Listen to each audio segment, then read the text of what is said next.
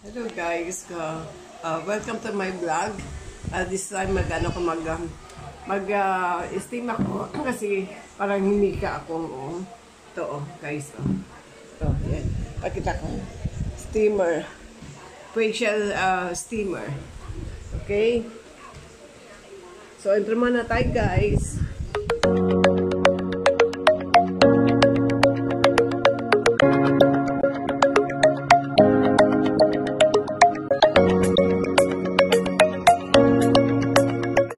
Sabda ko guys ha.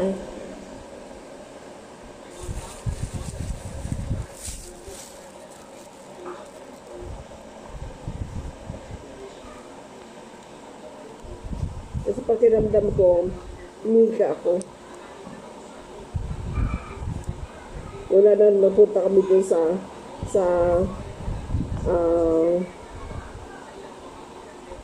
bahay ng ate ko. Kasi maraming aso eh. Yung mga asong malalaki, Rasley Huskies. Ayan. Para hindi ka anak. Tuwing gabi.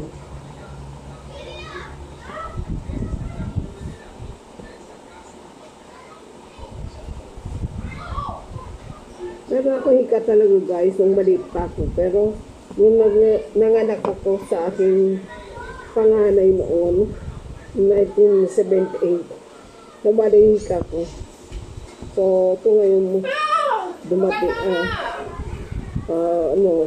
bumalik.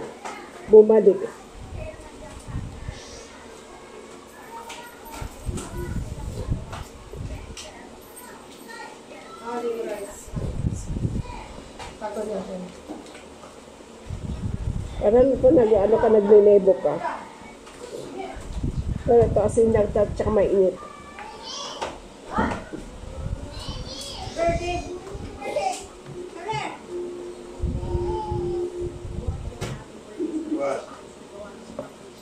Ang birthday. Look, mama, don't cry. Kain na, don't cry.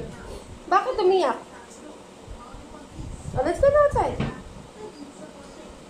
Don't touch my phone. Let's go. Upo si mama dyan.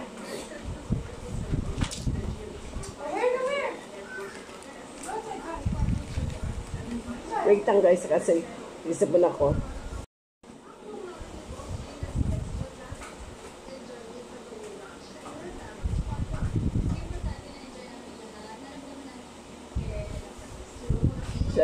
Shout out sa inyo lahat dyan.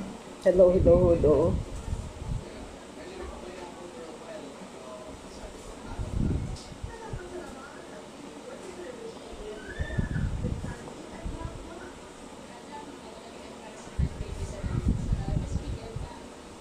Anak ko bumili nitong steamer. Ayan. Facial steamer. Itong pang sob, diba? Ganon, pang sob.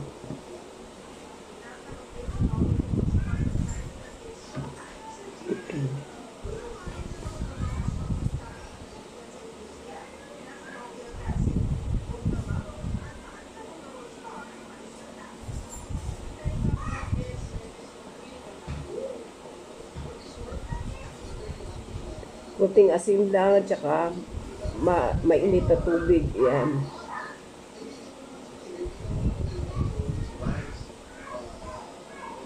Uminom na ako nitong gamot ko. Uminom muna ako nito. Ano to? Salbutamol.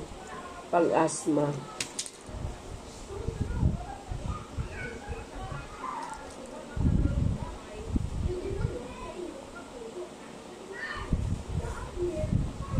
Dahil itong sakit, asthma, allergy. Nung i-asthma ko, wala akong allergy noon. Nung nawala asthma ko nung 1978, nawala na asthma ko. Nung nanganak ako sa hindi pa naman mga 2000, mga 1983 yata ako. Nawala na asthma ko. Nung namatay yung nanay ko. Kasi sabi, bulong daw. Di binulong ko. Yun nawala. Tapos, Wala akong allergy on. Asthma lang. Pero nung lately lang, nung nagka-edad na ako, nagka-allergy ako. Ayan. Pumalit na aking allergy sa asthma ko. Kaya meron ako allergy rhinitis. Sa climate yan. Change of weather, change of environment, mga allergy ako sa mga dust, sa mga aso, sa mga likabok, sa mga cat's hair, tsaka dog's hair, yan. Nung last time, di ba, meron ako short video na meron akong video sa mga aso nung punta kami sa kapatid ko. Ayan, na-allergy ako. Hindi ko alam na hikain pala ako. Ano may kasing aso? Almost ilan yun? And, 8 yata, 8. Pero pang nasa taas nun, hindi pa lahat nasa baba. Naka-aircon kasi yun, guys. Mga huskies naka-aircon. Kaya pag napunta kami doon, yung iba nilalagay sa taas.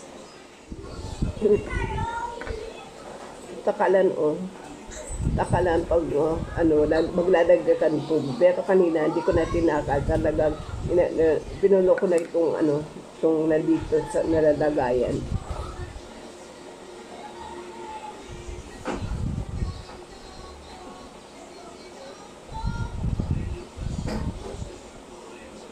Mas okay pa rin yung nagsusog ka ng tuwalya, ng kumot. Mas effective pa rin. Ito kasi para pa social lang to.